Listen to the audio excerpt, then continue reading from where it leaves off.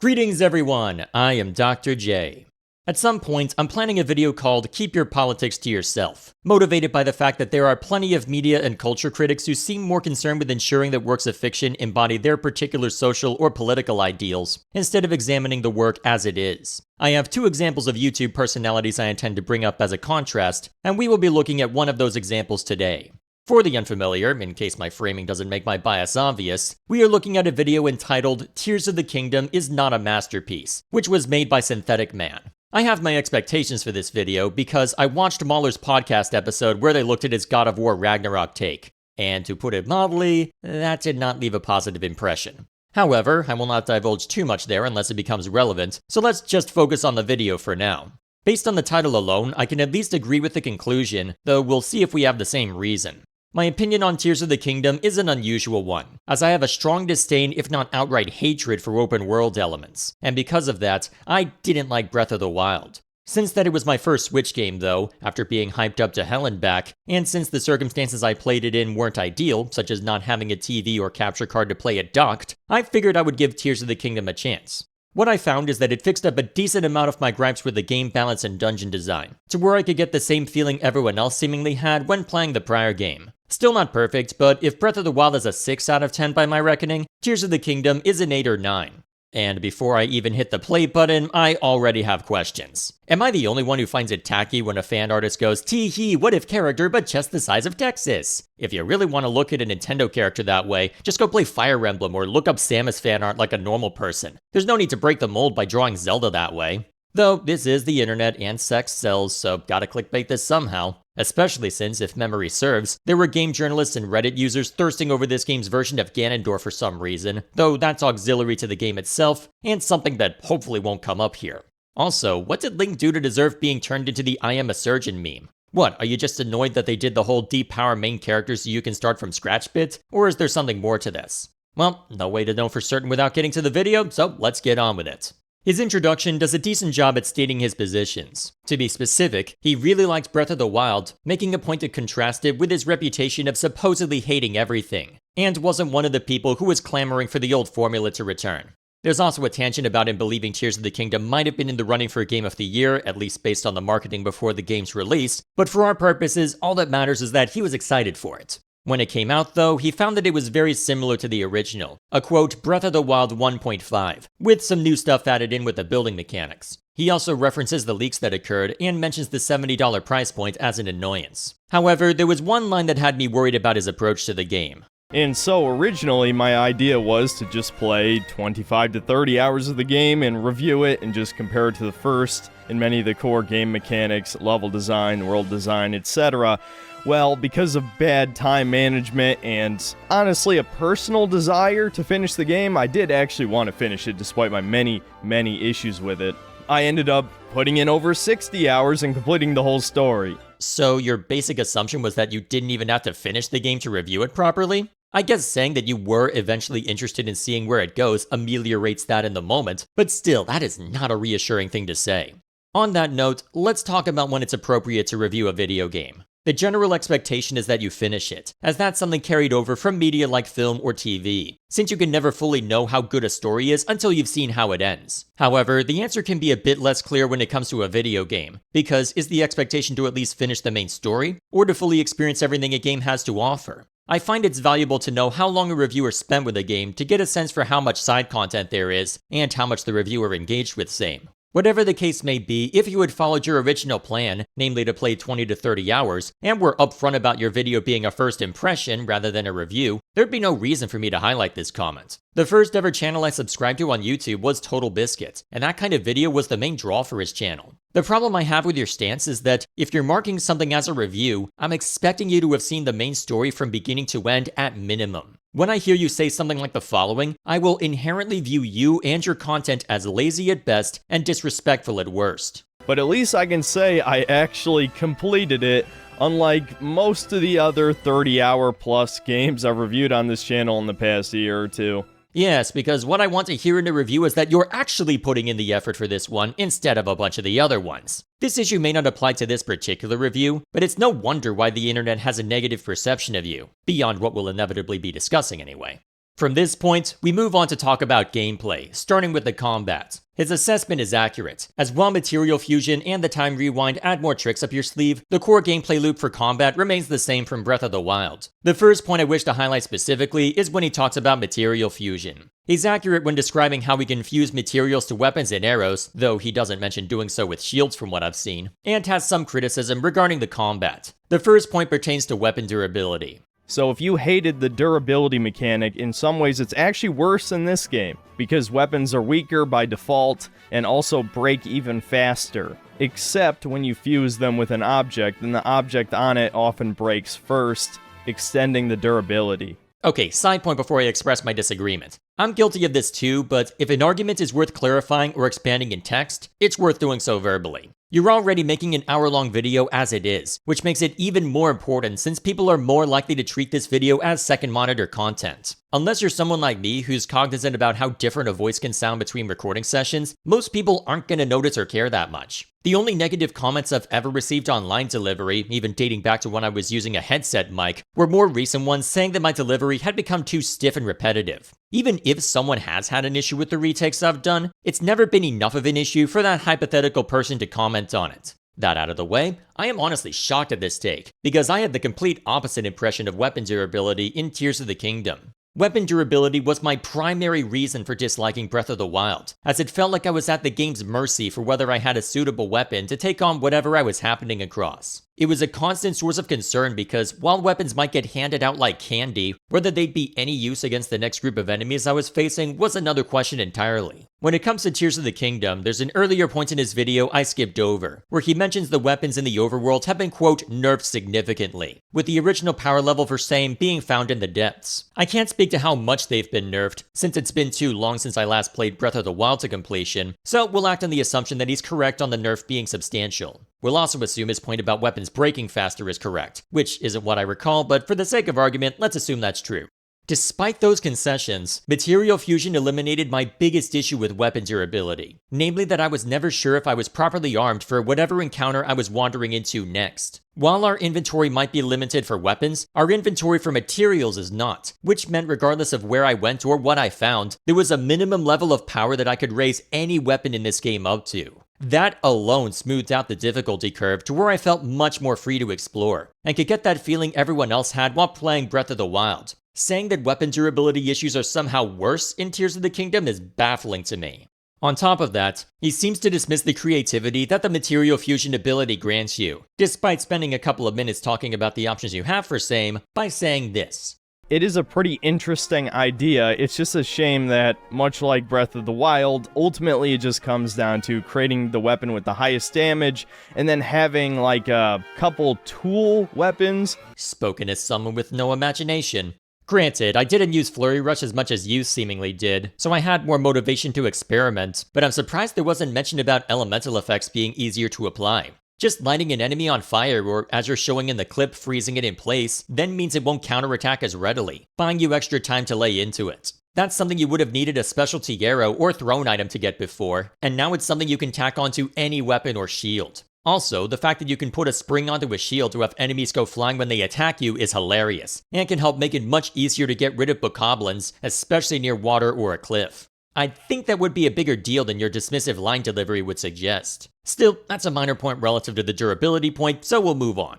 From there, he also makes this statement regarding Material Fusion specifically. And once again, I have to say, unfortunately, just like the weapons, with arrows, you're often only going to use a few arrows over and over again. Like a bomb arrow is obviously going to be very useful. Or if you're exploring the underground map, which we'll get to later, you're going to be combining these glowing light plants to the arrows because it's fucking pitch black down there. Now, based on where I cut the clip, you might assume that a reason for why this is a problem would be forthcoming. But unfortunately, his next point is just to mention the time rewind as something that can be used for either combat or puzzle solving without going into much depth on it. So for the Material Fusion point, we have to make an assumption on why this is an issue. Is it because there's a desire for more materials? That seems like the least likely reason, since if said new materials ended up being tossed into the pile of straight damage boosts to weapons and arrows, Synthetic Man would likely make the same critique. Is it because there's too much fluff? That could be a reason, and I made a similar argument in my Echoes of Wisdom review. My focus then was more on puzzle solving, that the water block invalidated some of the more novel ways to explore a level by being so widely applicable. Applying this to Tears of the Kingdom would be more difficult though, since most materials can be put in the add unique effect or boost damage categories, so the only fluff would be related to how many of the low power materials we end up with after exploring more dangerous areas, that we'll never end up using.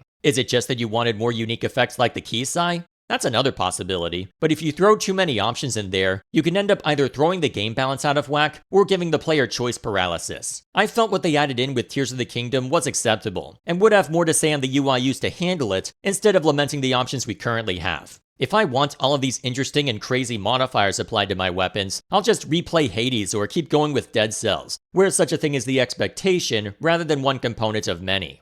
And on a separate note, Synthetic Man does mention the UI flaw later on, but the way he does so lets me go on a tangent for why I haven't been playing that many clips from him yet. As you may have heard from the few I've used, he tends to ramble. In a video he made responding to criticism on his God of War Ragnarok critique, he says this. The way I make video game reviews is different from most other people. There are generally two types on YouTube. There are the mainstream reviewers that give very vague praises and criticisms toward the game. They're typically the ones that get review codes and then release their videos as soon as the embargo is up to maximize views. I'm sure all of you can picture at least one person on this platform that's like this.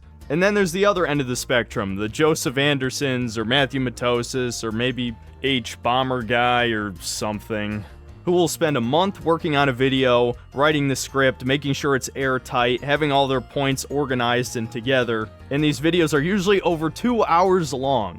Now I am somewhere in the middle. My videos are much longer than the vague mainstream reviewers, but they're also shorter and far less organized than the video essay YouTubers, right? Because the way I make videos is I just give you my unfiltered thoughts. Now, unfortunately, this will lead to a lot of factual inaccuracies, and it has over the course of the nearly 3 years I've made content. Because I don't really care to do research, I do most things based on notes and my own memory. Granted, this was a video released around a year before the one we're looking at, so perhaps his approach has changed, but I have not seen a significant enough difference between this video and the God of War Ragnarok video to believe that. So, to make it clear for those who haven't instinctively recoiled in horror at what he just said, he basically admitted that he prefers giving a raw, unfiltered take, even as he knows his process leads to multiple factual inaccuracies within a given video. Given that this is a review, which is supposed to give accurate information on whether something is worth buying, such factual inaccuracies make your review worth even less than someone paid to shill for it, because at least we know the paid shill is going to be consistent in talking up the game. From here on out, I will no longer take anything you say at face value, and whenever you give a take I disagree with, I'll give you my reasoning, and then reinforce my belief that you're a lazy game journalist. Though, if you're aware of this issue, surely you have a solution for it, right? And I'm not saying this to say that you can't point out factual inaccuracies. You certainly can. Just know I'm never going to change how I make my content because I don't care enough about YouTube videos to write this massive airtight script for something people are going to forget in a week anyway. Wow. Way to devalue your own work. Also, here we are a little over 2 years later. We haven't forgotten, you lazy hack. If this is still your attitude, you really must be a game journalist, huh? The old joke goes that game journalists are the rejects who couldn't make it into the prestigious mainstream newspapers and got pigeonholed into what is, by their perspective, the lowbrow art form. Which is why they're so bitter all the time and so terrible at video games. If you're putting in the same level of effort as them, then that's your prerogative, but in doing so, you have officially rescinded all right to complain about receiving the same level of disdain and mockery. Want to be taken seriously? Then act like you deserve it. Getting back on topic, his next point is to mention how the champion abilities are replaced by the sages, which is a change he likes, claiming the champion abilities were overpowered, and that the sages' influence in combat is more consistent since they aren't just get out of jail free cards, but are still useful here and there. I disagree in the champion abilities being overpowered given the long cooldown associated with them, but we have largely the same take otherwise, as I do prefer having something with a consistent physical presence we can use and disable as we wish, rather than something that triggers once in a while. As part of his discussion on the sages versus champions, he starts integrating game balance into the discussion. First, he bundles in a point about how cooking makes the game too easy due to how simple it is to just get a bunch of full heals. I agree with the take, and also agree with the point immediately after, namely that the only enemies that can reasonably threaten you are the ones that can one-shot. To add to the argument, one-shots are a rarity, given that if you're at full health, you're brought low and given a chance to recover, which means the only quote easy ways to be one-shot are to have a burning effect applied to a high damage attack, or to have something rush you with a bunch of quick consecutive attacks. I only ever ran into a single one-shot in my 90 hours with the game because of that, with his early example of getting killed by a fire arrow likely being a rarity as well. From here, he also touches on how much damage enemies can do, using the complaints about the UI mentioned earlier to talk about how annoying it is to use a material for an arrow that you needed for an armor upgrade, given how much he values same. Sure, we could ask for a way to exclude certain materials from the quick menu, which would be a nice quality of life addition, but because I never ran into this problem personally, I'm just gonna say skill issue and call it a day. His final conclusion on combat is as follows. So yeah, combining all of these aspects together, I'd say combat's just a side grade. The only real upgrade is that the enemy variety has been significantly increased, which I really appreciate because that was one of my biggest problems with Breath of the Wild. The enemy roster has been more than doubled, and it seems like pretty much every enemy that was in the original was brought back. But I guess that's one of the few benefits of it being 6 years since Breath of the Wild's release, is that fighting the same enemies doesn't feel as repetitive. Given that I more greatly value the material fusion ability than he does, it's unsurprising he has this take, as I think combat is a step up on that basis. Anything else to add before we move on? But again, this is where the laziness starts to sink in. It's all the same exact attack animations and combos and things like that that gives this game a huge sense of deja vu. Considering that you likely put more time into Breath of the Wild than I did, that's an understandable take. So my only comment is the difference of perspective, and some annoyance at the use of the word lazy. Yes, it is taking a lot from the prior game, but what exactly are they supposed to do different? Are we expecting Link's fighting style to completely change in the time span between the two games? Is that something we would even want, considering it's a direct continuation? There's nothing wrong with more of the same but better, and some of the most well-renowned sequels do exactly that. Hell, Tears of the Kingdom is exactly that for me. I'd sooner complain about Halo 4 taking away brutes and drones as enemy types in favor of the Prometheans than I'd complain about seeing the same grunts, elites, jackals, and hunters as enemies in almost every Halo game. Still, he might have a salient point later in this, so let's see if there's anything more in this ramble. I never replayed Breath of the Wild. Personally, I don't think it has much replayability. Generally, any game that is really long is going to have less replayability by default. Okay, you get some plausible deniability by saying generally for longer games, but I must say anyway, spoken as someone who has never played a CRPG. Yes, I know you'd play and discuss Baldur's Gate 3 after this video's release, but it would be months between this video and when Baldur's Gate 3 exited early access. If you're making a statement like this, that tells me more about the games you've played than the industry as a whole. Just because you're too lazy to go a completely different route in a long-winded game doesn't mean there isn't any replay value in it. And some people will say, well, what about Elden Ring, right? It reused so many animations from Dark Souls 3. And look, I was not okay with that back then either. But in Elden Ring's defense, it did add some things, or I should really say re-add some things that were in Dark Souls 2, like power stancing. There were so many different weapon arts that were completely unique ideas and stuff. For Tears of the Kingdom, I played the combat exactly how I played Breath of the Wild. I didn't really do anything different. So yeah, ultimately combat's fine, I guess. I can't speak to Elden Ring since I haven't played a FromSoft game, but at least you're being consistent on this strange standard. I'm going to then hazard a guess that there's different moves associated with the new weapons, to where it isn't just the same as playing Dark Souls, which if you were hoping for more weapon variety, then fair enough, that's understandable.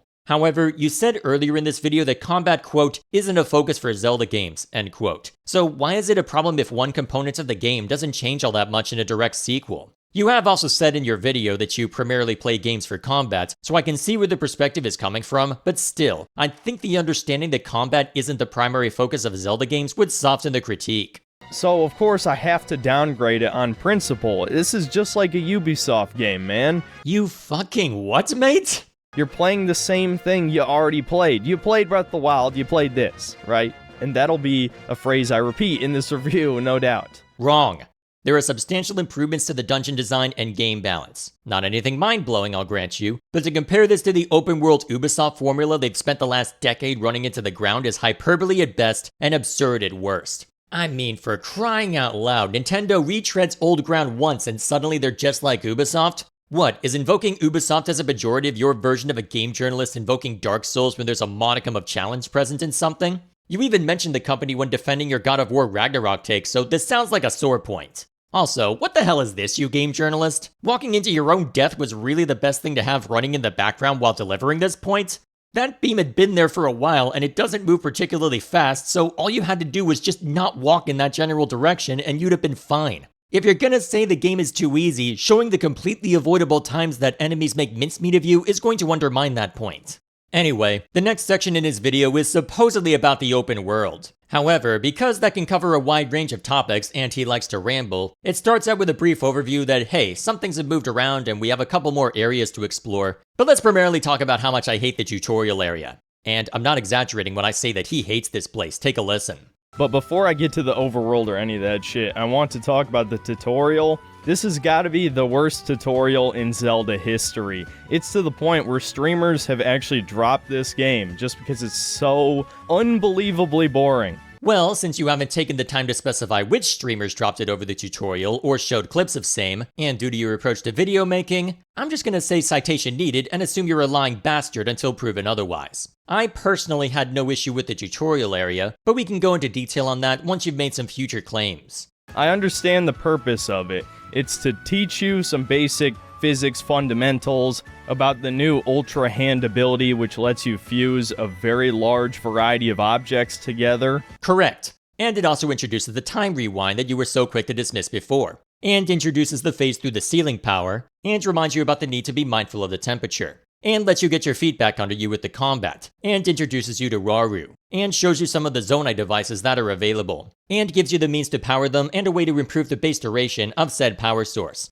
and reintroduces the concept of shrines, and shows you that you can fall into water from any height and not die, and shows you that you can collect and cook food at either a fireplace or over a pot, and shows you that axes can be used to cut down trees, which we can chop up further for firewood or combine with the Ultra Hand for other purposes, and shows you a new gimmick for the Koroks that requires the Ultra Hand, which they frankly overuse, but never mind me, all in a place that is entirely new for anyone who played Breath of the Wild. Oh, and here's an example for why it's okay to do retakes, because after I recorded all of this and was looking through my footage, I had somehow forgotten to add material fusion to this long list of stuff, despite how much we've already talked about it. Unless I'm about to spontaneously combust from adding this in, but you seem to be the expert in self-immolation, so I suppose there's reason for you to be nervous. There is a lot this game introduces and reintroduces in the span of this tutorial, so what's the problem? But it's 3 fucking hours long, dude.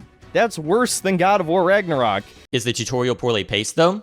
And while it is all gameplay, unlike God of War Ragnarok, which had like 10 hours of cutscenes throughout the game or something like that, it's very dull and slow-paced gameplay. Alright, let's test that claim. Because spending a lot of time to allow us to get our feet under us for something as versatile as Ultra Hand isn't necessarily out of place. So, to try and settle this, let's break down how your time is spent in this 3-hour tutorial. For reference, I still have some of my footage from when I played the game, specifically every session I pulled a clip from in my review. And from the moment we see Link in the cave to when he's told to find Zelda, it took me about 3 hours as well. But let's see how that time was spent, because so long as it was spent economically, then the only complaint would be purely subjective. After using my video editing software to group my footage by category, the numbers are as follows. The time I spent in combat was about 15 minutes total. Shrine-specific stuff, including transitions and associated cutscenes, was a little under half an hour. Time spent in cutscenes, dialogue, or shops was a little over half an hour. Outside of shrines, time spent with the Ultra Hand or time spent tangential to it was a little more than 25 minutes. And finally, the remaining 83 minutes of footage was me doing the usual open world stuff like exploring, gathering materials, getting from one place to another, and basically everything else that I listed out earlier. The takeaway for me is that the Ultra Hand does make up a substantial amount of our time spent, especially since one of the shrines introduces it to you, but that it's metered out in manageable chunks in between all the other things that the game wishes to introduce, and needs to reintroduce for anyone who hasn't played the prior game or doesn't remember much from it. And in case that last number sounds like a lot, what I found to be interesting as I was going through my footage is that I did a lot of waffling about and fumbling with the controls, since it had been 4 years since I last played Breath of the Wild. If I was coming into this game straight after, in ideal circumstances, I probably could have gotten through this tutorial section within 2.5 hours, and I probably would have found the reintroduced mechanics to be overbearing, but a necessary evil for newcomers. This is why I mentioned all of those other things back at Synthetic Man's "I understand the point of this" statement, because while this is a long tutorial, they're introducing a lot of stuff to us during it. Is it fine for him to be upset at how long it is? Sure. He's played Breath of the Wild, so a lot of what we do here is going to be very familiar, outside of the new powers, the Zonai devices, and the new character. But the problem at hand is that Nintendo can't assume that you have any knowledge of Breath of the Wild before playing this. Most of us will, given how well it's sold, but since you yourself admit that it's been years since you played it, that alone warrants reintroducing every pre-existing mechanic, instead of assuming that everyone going into this has already played it and has a perfect memory of same. Especially when you admitted that you didn't remember all the nuances of cooking when bringing up that point.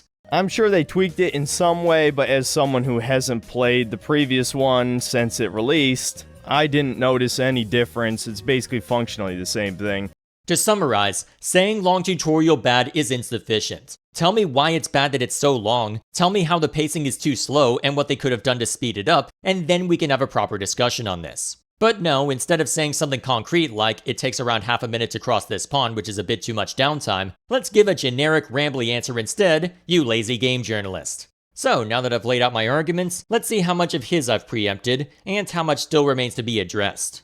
Tears of the Kingdom pulls a Metroid, and Link loses his abilities in quite possibly the dumbest way I've seen yet. I disagree.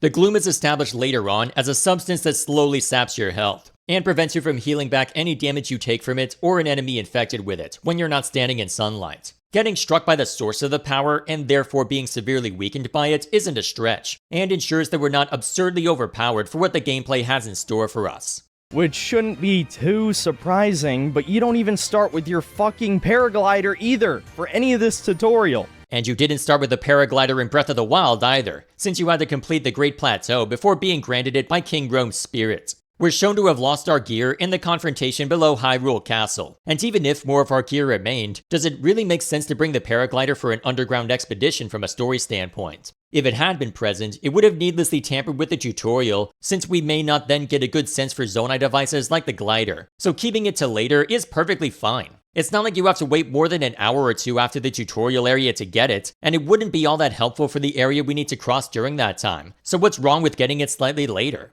So I think the idea was okay, that using just the Ultra Hand and Fusion, you need to navigate your way around these floating islands, but it just goes on for way too long, dude. Again, explain how and why it's too long, and what they could have done to condense it if you're going to complain about it. Also, nice to see that you're showing the phase through the ceiling power without even mentioning it, almost as if there's more than the Ultra Hand being introduced by the shrines, you disingenuous game journalist. Yes, I could be charitable and assume you'll bring it up later, but I'm feeling just as lazy as you right now, so you don't get that kind of charitability this time. Even if you skip all the optional content, it's probably going to take you 2 hours to do it the first time, just to be able to go out into the open world. If you have a good grasp of the mechanics from the prior game, I can see that being the case, given that I hid most of the side stuff in the area when looking over my footage. Still, to repeat my argument earlier, it doesn't matter if the tutorial is 5 minutes or 5 hours. If it effectively communicates all I need to know about how to do well in the game, it's done its job. I just think the Great Plateau was far more effective and interesting, and still left plenty for you to discover in the open world. Since that no concrete example has been provided for how, I don't even need to give my take on this, because it can be dismissed as you subjectively preferring it.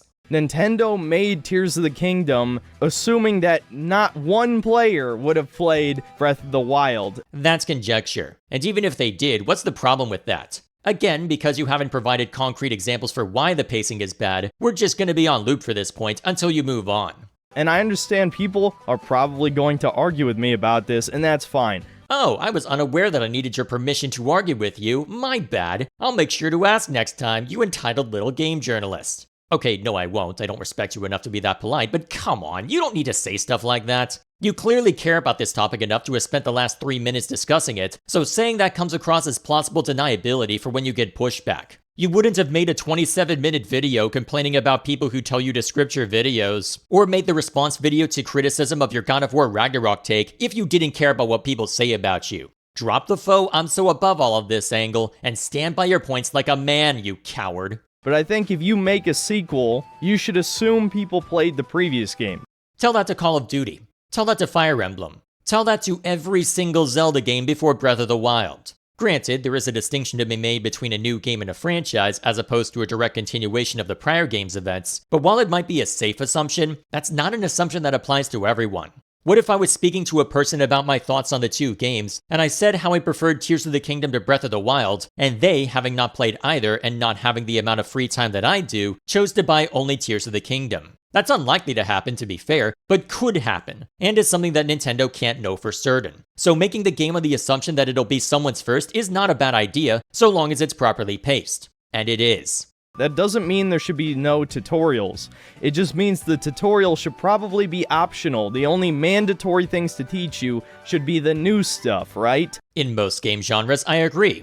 I'm the kind of person who learns best by doing, so I'd rather be thrown right into the action if possible. However, open world games are one of the exceptions, in part due to why I dislike them. To quickly state my position, I'm someone who uses game balance as my primary metric when judging gameplay, once we've addressed the basics like user interface, controls, and hit detection. However, open world games are next to impossible to get right in terms of game balance, because the developers can make very few, if any, assumptions about where you'll go next, because they've given you the ability to go literally anywhere. As a result, you can encounter a sharp learning curve near the start, especially if your game's with any sort of progression system, as you're having to grapple with learning the mechanics at a time when there's a lot more out there that can easily mulch you. Later on, you can end up with the opposite problem, as the developers can't act on the assumption that you'll see to everything before the story is concluded, so you can eventually reach a point in both your skill level and your character's power level to where basically nothing can touch you, not even the final battle. This is something I feel that Tears of the Kingdom better handled, thanks to both material fusion and Purah being there to say, hey, maybe don't go to Gerudo Desert first, which meant there were far less times when I was either bashing my head against a brick wall or just mindlessly coasting my way to victory. Getting back on topic, because of the former problem, it is absolutely essential that Nintendo gives you a smaller scale region to explore and get comfortable with the game, as that way, once you've reactivated the first tower, you won't be overwhelmed by this massive map and have no idea how to get from point A to point B intact. Hell, even in this section, that clip you showed going after a Korok from the glider, if that was in the tutorial area, I missed that, because I thought it would be faster and safer for me to teleport over to the first shrine and use the phase through ceiling power to get back to the Temple of Time. For most games, yeah, I can at least tread water, so throw me in the deep end, I'll figure it out as I go. But for open world games, absolutely not. And even with the Ultra Hand, too much time is spent teaching you how it works. That should be the function of the various shrines, because yeah, we got shrines back again. Should it now? First of all, the Sky Island Shrine's main purpose is introducing all of the new powers, in the same vein as Breath of the Wild giving you a new Sheikah Slate ability at each one. I'm honestly surprised you don't mention that parallel anywhere in your video, at least before you start talking about the story, because that should be an adequate explanation. Besides, if the only place we used Ultra Hands in were the shrines, that could create an inaccurate assumption in the player's mind that it's a power exclusively used for the shrines. By having us use it when we're trying to get to the next one, that reinforces it as a widely applicable power that we'll be using throughout. You can't remove the Ultra Hand traversal sections without negatively altering the pacing of the tutorial area, and have a strong chance of negatively impacting how we approach the rest of the game in the process. They function exactly the same. In fact, the progression system in this game is 1-to-1 with Breath of the Wild, as in, you do 4 shrines to get an extra heart container or a tiny bit of your stamina boosted, and you have to find great fairies to upgrade your armor, and obviously loot works the exact same way as well, where you find loot in chests or enemies are using them, which is yet another element that makes this game feel too similar to the last one. Yes, and if it ain't broke, don't fix it. Next point. And when you finally get to the open world, oh, what do you know? It's the same fucking map. All of the towns are in the same place. The topography of the map is exactly the same, outside of there being some holes in the ground and some floating islands in the sky. Oh, thank God, we're not talking about the tutorial area anymore. Time to shotgun a bunch of points about the exploration and pacing more generally. So, to address the points, what exactly are you expecting? We're shown a power surge of sorts that lifts Hyrule Castle into the sky, as well as a bunch of sky islands that appear out of nowhere, and holes surrounded by gloom that lead into the depths. What, were you expecting some great earthquake to completely reshape the landscape? If that were to happen, then in a way we'd have less places to explore, because half the towns we're aware of would be in ruin. One of the criticisms of Breath of the Wild is the amount of travel time between points of interest, and what you're suggesting would either reduce the number of points of interest or drastically alter same, in a way that could needlessly distract from the main story. Granted, we could just refocus the story on a more generic cataclysm, but the game chose instead to have specific disasters for each area based on what Ganondorf either summoned or unearthed, which gets the same effect without having to drastically alter the landscape. In fact, I believe your next point addresses that. And so, once you're finally unleashed into the open world, what is your grand task? Oh, well, it's pretty much exactly the same as Breath of the Wild. You go around to the major civilizations of Hyrule's various species, and you solve whatever weird climate problem they're having. I'm almost afraid to ask how you're going to discuss this based on the framing, but carry on. Yeah, it literally is the same fucking thing. Well, I guess that's not completely accurate, as it turns out the Gorons have been eating some evil magic rocks that turn them into brain-dead, lazy zombies. So actually, that was kind of funny and at least a little bit creative. I'll give Nintendo some credit on that one. So it's the same, but not the same. Got it. That clears everything right up. In case the sarcasm wasn't obvious, this is why scripting your videos is important. There is an element of truth to this, that the substance of what we're doing, namely going to various regions and solving a major issue one of the non-Hylian races is struggling with, is the same. That is a fair observation to make. The problem is that when you go, oh wait, but the Gorons are dealing with something really different, it undermines the point you're trying to make. If you had sat down for a few seconds and thought about how to portray the point, you could say that the exact events aren't the same, since the Gorons are going crazy because of strange rocks, and the Zora are dealing with toxic sludge instead of flooding, but the substance, namely that each region has something unique to deal with, is the same. I mean, come on, I don't even think this is as big a deal as you're making it out to be, and I can still argue your point better than you. From here, much of the future points are just a rehash that gets closer to what I mentioned, but doesn't come out and say it explicitly. Such as the fact that we still need the fireproof potions or fireproof gear in Death Mountain, even if he fails to mention how we only strictly need them in the depths and Tears of the Kingdom as opposed to more generally, and how the divine beasts aren't the cause of the crises, but some other monster. But we don't need to dwell on those points too much. To summarize this section, this is Breath of the Wild 1.5. It just is, guys. Correct, and I don't care. Because I prefer the offering we have here. I don't need every game to reinvent the wheel, I want them to be engaging, and Tears of the Kingdom was. The only thing I feel the need to add is a simple question. You said this game was fun earlier, so where is this annoyance coming from? Is it just annoyance at how people were praising the game when it came out? Or are you just looking for something to be angry about so you can justify bashing it for some other reason? Perhaps a reason that's forthcoming?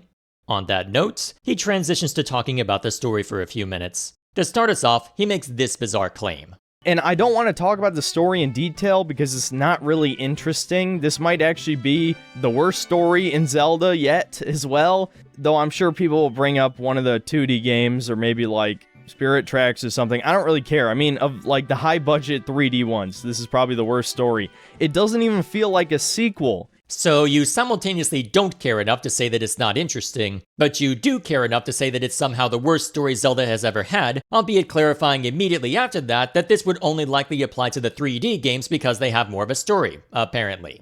Way to demean the old school 2D games simply because their stories had simpler structures and plotlines, I guess. Either way, again, stop it with the faux I don't care shtick. You clearly do care, because this story section takes up 7 minutes of this video. Not a lot proportionally, perhaps, but with the quick and haphazard manner you're throwing out statements, you can cover a lot of ground in those 7 minutes. So you clearly care about this subject a lot, just own that. You'll ironically make me think less of you if you try and put on the holier-than-thou-art indifferent attitude that's not at all convincing, than if you were to just be upfront and say, yeah, I have some strong thoughts on this. If it wasn't okay to care about stuff like this, you wouldn't be making videos in the first place. And to that end, you throw a couple of points out which are worth addressing before we get to your spoiler section. 80% of the characters who have no idea who the hell Link is, despite the fact it's only been like 5 years. Oh, so in a time when travel is extremely dangerous because of Calamity Ganon and all the troubles therein, a random villager isn't going to recognize the guy that saved the world when he'd be running around like a chicken with his head cut off alongside Zelda trying to bring some measure of stability back to Hyrule once it's all over. And somehow that's a bad thing. No wonder why you soften the critique almost immediately. Yeah, okay, all of the major players from Breath of the Wild remember Link and know he saved the world. Yes, because they interacted with him more, exactly. Almost as if the amount of time you spend around someone will influence how quickly you recognize them. This is why you should script your videos. But there's no evidence of Calamity Ganon's damage. The Divine Beasts are gone. I don't even think they're referenced in dialogue. Okay, I agree it's dumb all of the Sheikah technology is just up and vanished, and that the only reference I'm aware of is if you talk to Impa in Kakariko Village. However, no evidence of Calamity Ganon's aftermath? I would have thought the ruins around Hyrule Castle remaining largely empty would be evidence enough. Next up, he signposts a spoiler section and begins talking about the flashback scenes with Zelda. Let's see how he sets it up. Zelda goes back in time to when Hyrule was founded, essentially, or a little bit after that. Meets the first king and queen of Hyrule, which the king was a fucking goat man, and the queen was a, we'll say, dark elf. Why did you phrase it like that? So despite the fact that the Gerudo are clearly supposed to be like the Middle Eastern-inspired race, I guess you could say, but they might even be a different species than Hylians, I'm not sure. They could be like Asari and just take genetic material from Hylians to make more Gerudo, right? So, just to be clear, yes, there is a distinction between Hylians and Gerudo. You're correct about the Middle Eastern inspiration for at least the aesthetic, but they are a different species. I don't know why you're getting hung up on this though, and if we're gonna speculate about Sonia's skin color, what's stopping this from being a tan given how pale Zelda, her distant descendant, is? I worked as a lifeguard during summers back in high school and college, and despite my ancestry tracing back to Europe, I'd look nearly as tan as Sonia within 2 months. Mostly because I don't like the feeling of sunscreen on my skin and preferred to build up a tan to minimize use of it, but that's beside the point. Though, given what we're about to discuss, I suppose I shouldn't expect you to have any cordial relationship with sunlight. But no, now there's actually a lot of Hylians that are various shades of brown throughout the world. So, Hyrule has a wide variety of climates. Even if you think they did it because modern diversity standards instead of the varying climates across Hyrule, 1, those standards typically only matter to Western corporations, which Nintendo is not, and 2, background characters in a fictional setting with various different climates isn't the hill to die on for that point. You'd have an argument if the only Hylians we encounter are found in temperate climates, but even then, this is a minor point all things considered.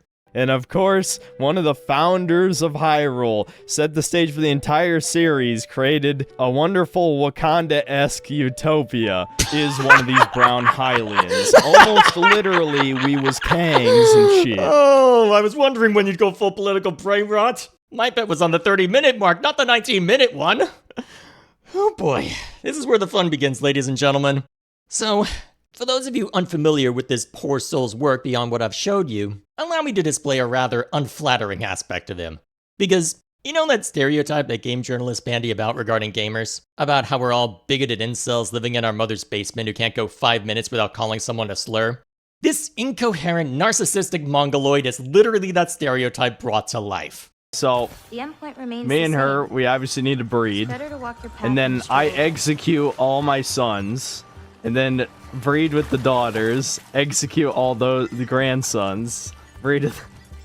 Yep, that is a moment from one of his God of War Ragnarok streams, where he details how Atreus could breed the black out of Angrboda's descendants since he's immortal, while speaking about characters who are just barely teenagers. If that doesn't immediately raise some red flags, then I don't know what will. And, for the record, if you want to claim that's a joke, you really need to work on your delivery. On a more serious note, this is also the reason I'm singling him out for my Keep Your Politics to Yourself video, because he's the kind of lazy numbskull to cry woke at the slightest hint that something may have even the tiniest, most insignificant left-wing leaning, regardless of how true it is. Even that alone could be acceptable in some circles, if he were at least intelligent enough to be tactful about it. But, as we saw with the Brown Hylians angle, he's not. Because when someone can dismiss it so easily by saying, wide range of climates, not a big deal, you're not getting any culture war victory by harping on that point. You're just making yourself look like the right-wing version of Anita Sarkeesian. Unfortunately, our disingenuous manlet here has only one modus operandi, and that's to try and utterly shred anything that might even be slightly against his beliefs, to where he'd make an absurd comparison between ancient Hyrule as shown in Tears of the Kingdom and Wakanda in Marvel Comics. Never mind that if he really wanted to be spicy and was certain Sonia's darker skin tone wasn't just a tan, he could wonder how Zelda is as pale as she is, given that he seems to be into that kind of, whitewashing, I guess. But no, let's just make a We Was Kangs comment instead, because clearly a Japanese studio famous for saying we're here to just make fun video games is so cognizant about fringe historical debates in the Western world that they'd care to comment on it, you short-sighted, terminally online lunatic. Oh, and before someone asks about all the insults I'm hurling at him now, this guy is also the kind of person who would throw slurs at people if YouTube wouldn't ban or demonetize him for it. You know how much I'm gonna laugh? You know how much I'm gonna fucking laugh if these I almost said it. If these bundles of sticks To some, I have little right to skewer him on this, since I said the F slur outright in my last response video, and paid the price for it from a video that ironically allowed me to monetize this channel in the first place. But there's a major difference between repeating an insult that was thrown at me to prove a point, and actually directing the insult at someone. So, since his only conception of language seems to be as a tool to verbally tear into someone, I'm going to say turnabout is fair play and give him a taste of his own medicine. If he doesn't like it, he should either commit to saying the word outright instead of cowering like a bitch behind the bundle of sticks euphemism, or he should come up with something more creative that would actually sting. But since you have the communication skills and creative writing talent of a low-functioning game journalist, I'm not gonna hold my breath. So, shall we continue, little man? So much for Skyward Sword being the beginning of the series. Yes, that ambiguity is annoying, I'll grant you that. And to dip into the schizo paint a little bit. Oh god, I should have known the reasonable takes wouldn't last. The king being a goat man, who are the Zonai people who came from the heavens, is borderline satanic imagery. Yes, the Zonai are the real demons instead of Demon King Ganondorf. Never mind that this is a Japanese tale, and that the Japanese conception of spirits is far different to the Judeo-Christian conception of them. Clearly Nintendo, famous for not making statements like this, is gonna slip that right under the rug when you can't see it. Clearly. I have no idea if this is intentional or not. Then why did you say it? But Japan used to be infamous for putting weird Christian symbolism in anime and occasionally video games, so this could be an extension of that. And? Using something as window dressing, given how popular medieval fantasy settings are, doesn't necessarily mean there's any serious meaning behind it. Or again, if you want to take the schizo angle, this is a result of a certain cult organization full of quote-unquote elites that are subtly inserting their propaganda into video games. Before you ask, yes, this is indeed Schizo posting about the Jews in his review of a Nintendo game. And I know that's what this is, because this is another aspect of his noxious personality I'm aware of thanks to Mahler cataloging it. Everyone wants there to be an equivalent to the Illuminati, but it just doesn't... Like, that's just not how it works in reality. There are multiple groups of people trying to bring down Western civilization, and they're not all on the same team. There's a certain common factor between all the teams, if you do your research, obviously. Yeah. You know, certain... Never mind. Anyway, you guys all know. I'm preaching to the choir. Look up some things I can't tell you to look up. Things about, I don't know, 2% of the population controlling a significant amount of the media and the government. So, what relevance does this have in a review of Tears of the Kingdom, you might ask? Apart from virtue signaling to a vocal minority of 4chan users? I don't know, your guess is as good as mine. There's all sorts of little nuggets of wokeness. Care to elaborate? Like Paya now having a giant brown boyfriend who looks like a Giga Chad in comparison to Link, despite the fact she was thirsting for his dick in the last one. Wait, since when was it woke to simply have an interracial couple present in media? If you're gonna make claims like that, we better define our terms before going on. My understanding of the term woke, at least the more recent usage of it, is that it's a pejorative term for an unwelcome intrusion of progressive or socialist politics into something, with this unwelcome intrusion having a negative effect on whatever it shows up in. For instance, my favorite line in Advance Wars was changed in the remaster, in a way that could be considered woke. The original line is, quote, "I'm sorry, father, I broke my promise," end quote. The context for this line is that the character saying it promised her father that, if she ended up in any real trouble, that she'd get the hell out of Dodge. However, her opponent has so outmaneuvered her that such a thing is now impossible, with this statement making that clear. Given how capable she is, her being bested and left despondent enough to say this creates a lot of tension going into the final battle. And then the remaster changed this to a defiant retort that loses both the callback and all of that subtext, which pissed me off enough to start drafting an entire video essay talking about localization. If I had wanted to play anti-woke culture warrior, I could create a decent argument branding this change as woke, pointing to how common the girl boss trope has been in modern media, and the perceived social leanings of the localization team given the changes they've made in the past. It's not a perfect argument, given that the character is still in a dangerous situation, but even if we assume that such an argument would be airtight, and that I'd wish to make it, there's no need for me to do so for two reasons. First of all, I prefer, with what YouTube presence I have, to be the Switzerland of the culture war. As while I do have a strong opinion on it, I believe it's important to have neutral ground where one can unwind before re-entering the trenches. While matters regarding it may still arise, such as with a video like this, I can maintain that neutrality by calling out people who bring up matters regarding it unnecessarily, and when compelled to talk about the subject directly, I can focus on how well argued the position is in the moment, rather than discussing the issues themselves. Getting back to the term woke, since the common use for it has baked into it an unwelcome intrusion that damages the work it's associated with, use of the term is merely a verbal twist of the knife from a cultural standpoint. Thanks to that, I don't have to call my example woke, because for the scope of my videos, it's sufficient to lambaste them for the dumb change on purely a writing basis, and allow others to hash out the culture war aspects elsewhere. Second, I avoid the term because morons like this guy will dilute its meaning by claiming that an interracial relationship is somehow woke propaganda, when such a thing could just as easily be explained by a different principle like colorblindness or freedom of association. Simply showing affection to someone who doesn't have the same skin tone as you doesn't make it woke. If Paya made blanket demeaning statements about people with their same skin tone, then you might be able to make an argument for same, but that's not the focus of the scene, or something that even registered in my mind while playing this. I wasn't thinking, oh, brown boyfriend. I was thinking, oh, new guy. Hello. Can I go explore that ring now? On another note, you're reading too much into how differently he looks given how Paya approached Link before. First of all, it's heavily implied, albeit not stated outright, that Link is taken. Given the whole, hey, this house you get in Breath of the Wild is Zelda's now with there still being only one bed, and with how Link is discussed in the tea scene. And of course, you must make it home safe to put Link's mind at ease. Link? That is not a name I have heard. He is a royal knight. He had been originally appointed for my protection. But later, he became a hero by saving both me and Hyrule from a great evil. Oh, a hero is he?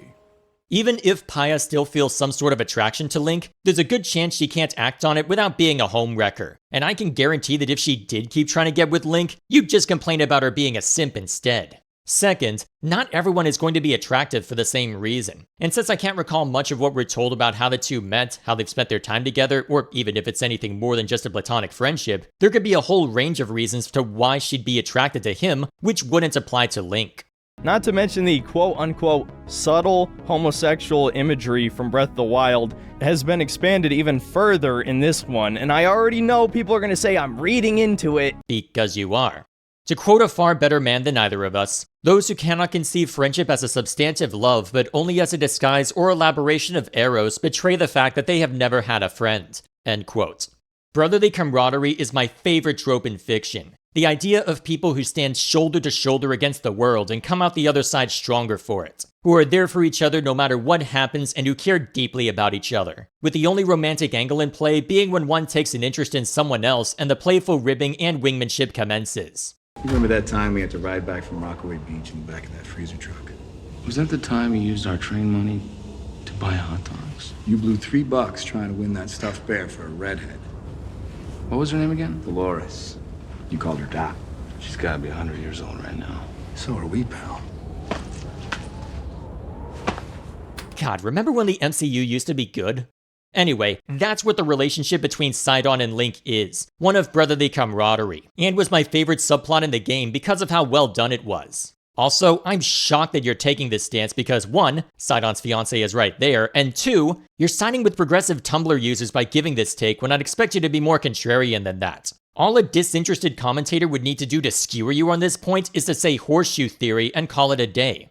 So, what's the bunt to me saying that yes, you're reading too much into this? But that's exactly how you desensitize people and how you groom them, right? To expose them to things. Oh, I needed that laugh. You, of all people, talking about grooming after what you've said about Atreus and Angrboda. I haven't laughed this hard in a really long time. Can it get any better? The vow that each of the new sages takes to Link looks like they're proposing to him. Yes, they're definitely proposing. You can tell by the very visibly rendered engagement rings that the two exchange. And Sidon, the giant shark guy, people already made a bunch of gay lewd images between him and Link when Breath of the Wild came out. First of all, learn to pronounce Sidon's name correctly, you inattentive buffoon. And second, you're aware of the Tumblr level discourse on this subject and you're still conceding the argument to them? That makes this even better. Also, you went to Zora's domain first instead of going with Pura's suggestion? Interesting. Well, now, him quite literally putting a ring on his finger, and man, their relationship is too fucking weird, dude. On the wrong hand, first of all, and second, this is the case with literally all of them. Since this appeared to be your first one, it'll stand out to you, but I went the order the game suggested by hitting Rito Village and Death Mountain before this one. So even if I agreed with you on this bullshit point, I wouldn't see a romantic angle to this. Can we move on? This is starting to get sad and pathetic again. I don't care that they literally give him a wife in the story, I'm not convinced. No, we're not allowed to move on. No, we're gonna completely deny reality itself because my feelings don't care about your facts. You are literally so anti-woke, you've become the very thing you swore to destroy. Link was already a cross-dresser before this game. So? That's a common joke in Japanese media, and I thought it was funny when it happened in Breath of the Wild, so deal with it, you humorless outrage monger. Not to mention, an actual child, a bird child, is one of the other sages. Hold out your hand. Jesus, he's hand-mogged by everyone. He's hand-mogged by a child. Link was destined to be a bottom. It's over. Okay, this just got a lot less funny all of a sudden. You are fully aware that he is a young teenager by Rito standards at best, and you're making sex jokes in relation to Link being a bottom to everyone, implying that would include Tulin. Need I say more? And Riju's a Gerudo, and if you've seen any of their Rule 34, you know they're usually sporting a little something extra. Okay, 1, what does your internet history look like for you to have any knowledge of this subject, you unrepentant gooner? And 2, how does fan art of a video game reflect in any way on the video game itself? It's fan art, and therefore non-canon no matter how much we might like or dislike it, and can safely be discarded as such. Unless such a thing emerges in the games themselves, this is a completely irrelevant topic to bring up. Also, bringing this up in relation to a character who's underage, again? Come. That's why I'm going doing your pussy tonight, Link. Who hurt you? What led you to this state? Exactly. What, did your father go out to get milk and only came back 10 years later for the express purpose of bitch slapping you in the face? What events had to have happened in your life for you to be so categorically cringe every time you make any attempt at humor? It's like I'm arguing with a 12-year-old boy who just discovered the word queef and finds any opportunity to say it, thinking it'll definitely be funny the 129th time around. Why would this even be your first thought when handshakes are a common greeting and symbol of a promise made or deal struck? Though obviously that's not canon, but you get the point, man. No, I don't get it. Even if I agreed, why does this matter? What is wrong with you? Every character that vows to him might as well be male, figuratively. Now, honestly, I don't actually believe that, but it is weird enough to be eyebrow raising. Certainly worth making fun of, at the very least. Then why put it in a review of the game when the focus should be on the game itself? If I opened this up expecting to be informed on whether Tears of the Kingdom is worth buying, and I suddenly got an insane ramble on how all the Gerudo aren't what they seem, only for you to admit that it's all non-canon, all I've learned is that you need to unplug from the internet for a month. You're not that much younger than me, man. What the hell are you doing with your life? Honestly, I think I'm done at this point. I only made it a little past 20 minutes, but I believe I've shown enough to demonstrate that this guy's approach to so-called reviews is insultingly incompetent. And if you are somehow morbidly curious, there are far more resilient people out there than me for something more thorough. So, I will end with a simple message to Synthetic Man. I am serious when I say that you need to step away for a while. Go for a walk, get involved at a local church, take up a hobby that isn't public-facing, something! Being plugged in to such an extreme degree has left you so radicalized that even if, in some tragic twist of fate, I completely agreed with every point you're making, which I obviously don't in case it wasn't clear, I would still have to call you out for doing such a terrible job at arguing the position that you will shove more people into the opposing camp than they could ever hope to pull on their own power. For the sake of whatever you care about, do yourself and your so-called side a favor and chill. With that said, I think we're done here. Thank you, and my condolences to anyone who stuck it out for this long, as I was expecting political brain rot, but I wasn't expecting it to be so insane that I'd have no desire to get through more than a third of the video. It's a good thing this isn't the only channel I post to, as it'll be nice to just make something relatively normal over on the review channel, link in the description, before looping back over here. Until my inevitable return to bad video hell, Thank you all once again for taking the time to watch this, and I will see you all later.